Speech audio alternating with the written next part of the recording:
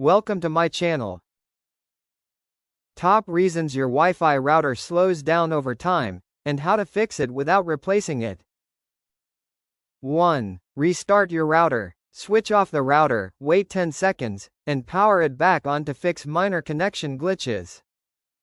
2. Move the router to a better spot.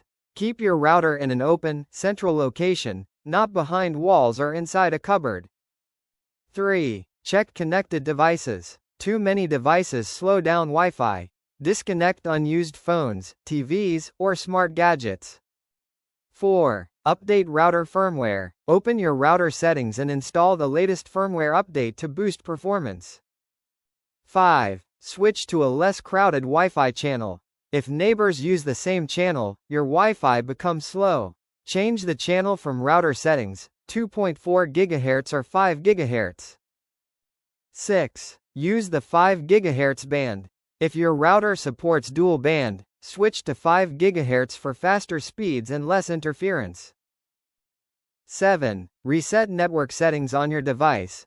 On mobile, laptop, reset network settings to clear network bugs.